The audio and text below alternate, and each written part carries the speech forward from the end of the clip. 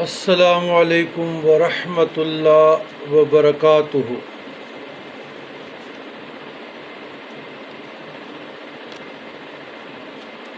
اللہم صلی علی سیدنا محمد وعلی آل سیدنا محمد وبارک وسلم بعدد کل شیء معلوم لک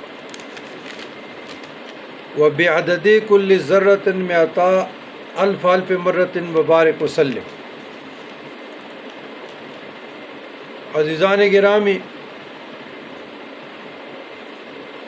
آج یہ میرا ویڈیو مخلوق خدا کی بے لوث خدمت، صلاح فلاح، یتیم کی کفالت، مسکین اور بیوہ کی مدد اور انسانیت کی دکھ رکھنے والے حضرات کے نام۔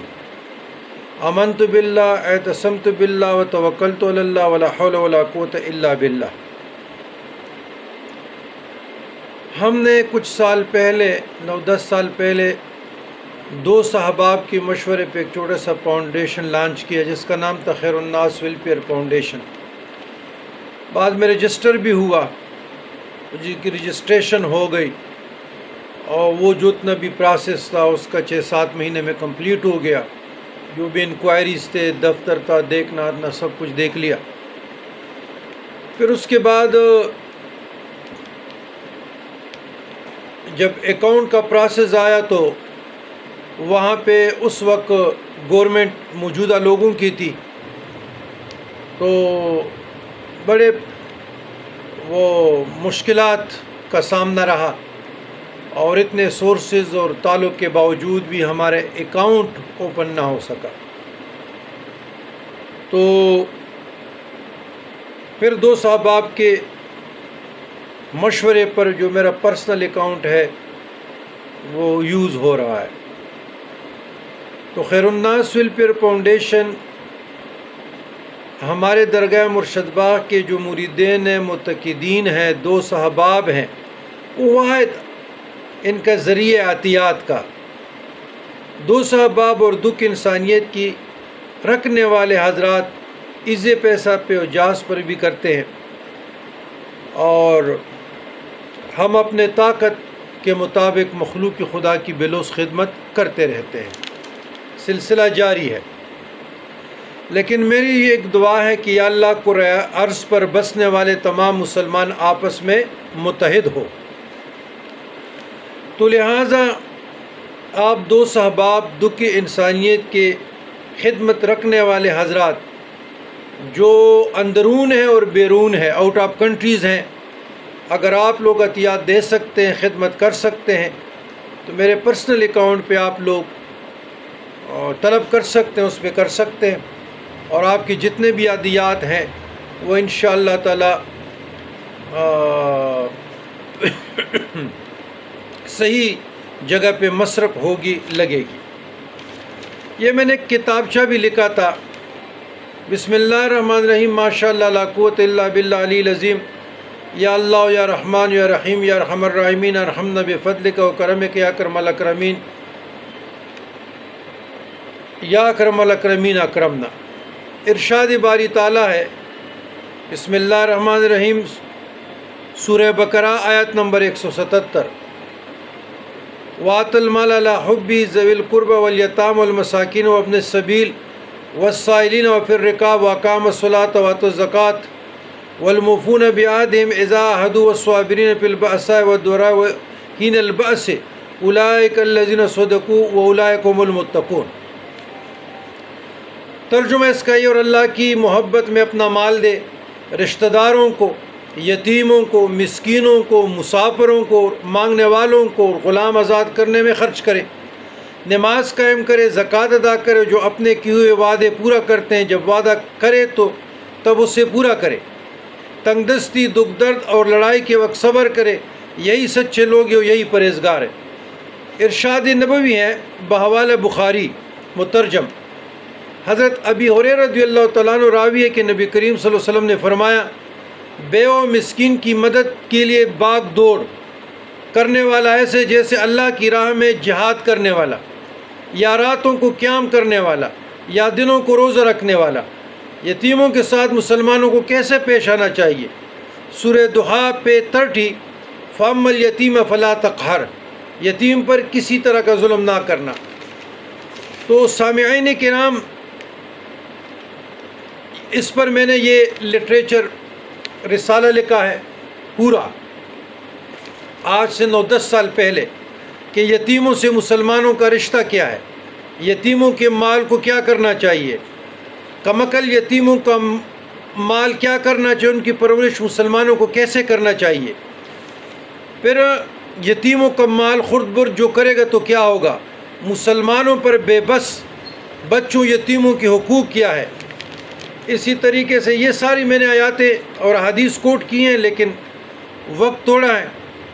تو بات یہ ہے کہ پھر اللہ تعالیٰ کن لوگوں کو پسند کرتا ہے، تو ہم پہ معاشرے کے جو بے بس لوگ ہیں تو ان کا حق ہے، وہ کیا ہے، بیوہ، مسکین، یتیم، معاشرے کے بے سہارا افراد اللہ تعالیٰ کے بے بس اور بے بس بندے ہوتے ہیں، ان کے ذریعے اللہ تعالیٰ اپنے صاحب اطاعت بندوں کو آزماتا ہے کہ دیکھیں وہ بے کسی اور بے بسی میں ان کے کام آتے یا نہیں۔ بڑے خوش نصیب وہ لوگ جو تن من دن سے بے کسوں کی دستگیری کرتے ہیں۔ یہ وقت، یہ طاقت، یہ استطاعت ہمیشہ نہیں رہتی، آخر ایک وقت وہ بھی آئے گا جب قبر کی اندھیری کوٹلی میں لیٹنا پڑے گا۔ دولت، طاقت اور استطاعت سب چیزیں چند چکی ہوں گی، قبر کی کوٹلی اور بے کسی بے بسی کا عالم ہوگا، کوئی مونس اور غمخوار نہیں، کوئی یار و مددگار نہیں، پکارے تو کس کو پکارے، تو کہاں جائے، آنکھ کے بظاہر بند، حقیقت میں تو آج ہی کلی ہے۔ تو آج بیت کلا کے کیا کرنا چاہیے تھا اور کیا نہیں کرنا چاہیے تھا؟ دنیا میں اگر اس نے بے کسوں کو سہارا دیا تھا تو آج خدا ذوالمنن اسے سہارا دے گا۔ دنیا میں اگر اس نے خدا کے مجبور اور روتے ہوئے بندوں کو اس کے دکھ دور کر کے ہنسایا تھا تو ان بندوں کو خالق آج اسے رونے نہیں دے گا، بلکہ انعامات سے نواز کر ہنسائے گا۔ دنیا میں اگر اس نے بے کسوں کی دستگیری کی تھی تو آج اللہ عز و جل اس کی دستگیری فرمائے گا۔ استطاعت رکھنے والے حضرات کے لیے ضروری ہے کہ وہ بے کس اور بے بس بندوں کا خیال رکھیں، ان کی دستگیری کر کے اپنے لیے دستگیری کا سامان پیدا کریں، خدا کے بندوں پر رحم کر کے اپنے آپ کو خدا کے رحم کا مستحق بنائیں۔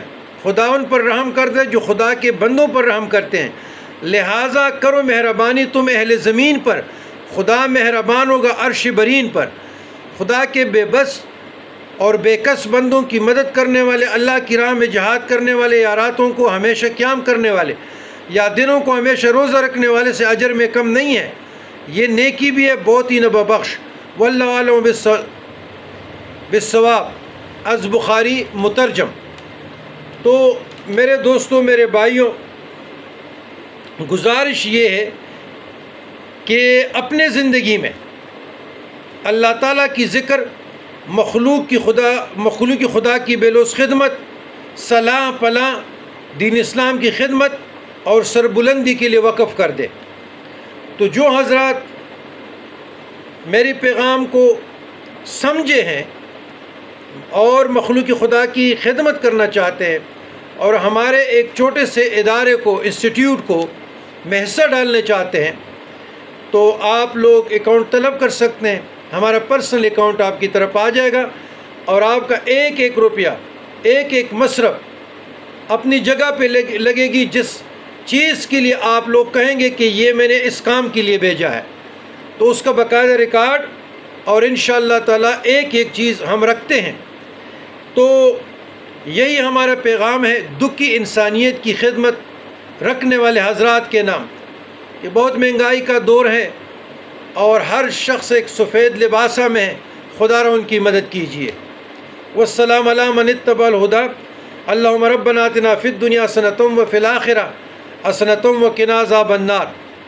ربنا تقبل منا انک انت السمیع العلیم وتب علینا انک انت التواب الرحیم۔ آمنت باللہ، اعتصمت باللہ وتوکلت علی اللہ، لا حول ولا قوة الا باللہ۔ والسلام علی من اتبع الہدی۔ گدائے درویش شاہ غلام علی شاہ۔